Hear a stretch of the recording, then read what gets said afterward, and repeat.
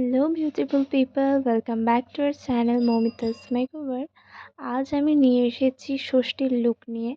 তো শুরু করা যাক। প্রথমে আমি আমার ফেসটা ক্লিন করে নেওয়ার পরে ব্লু হেভেনের রোজ টোনার ইউজ করছি। তারপর আমি পন্সের জেল ময়শ্চারাইজার ইউজ করেছি। এইখানে ভালোভাবে ময়শ্চারাইজার লাগিয়ে নেওয়ার পর এবার আমি রিকোডের প্রাইমার লাগিয়ে নিচ্ছি।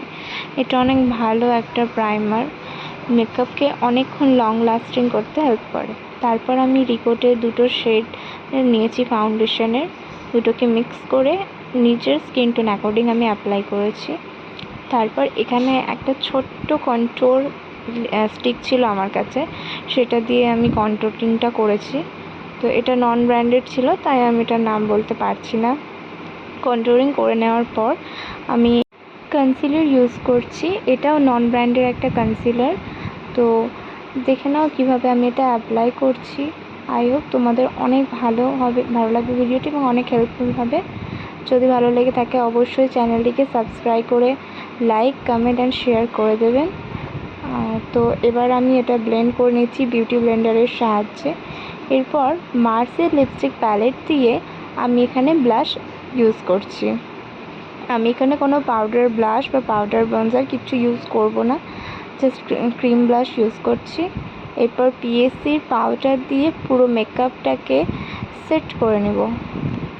পুরো ফেসে ভালোভাবে পাউডার অ্যাপ্লাই করার পর আমি পাউডারটা ঝেড়ে নিয়েছিলাম। তারপর এখানে আমি পিএসসির মাইক্রো ফিক্সার দিয়ে পুরো মেকআপটা ফিক্স করার পরে এখানে আমি আইব্রো ড্র করছি, তারপরে শার্প লাইন করছি।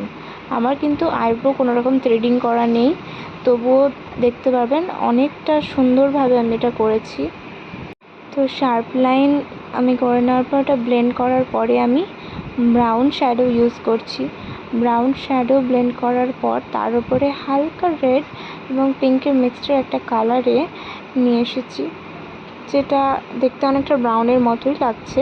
তারপর শিমার ইউজ করে আমি ফেসেস কানাডা লাইনার, আর আমার ওয়াটার লাইনে আমি কোনো কাজল লাগাইনি, সেখানেও আমি হালকা শ্যাডো ইউজ করেছি ব্রাউন।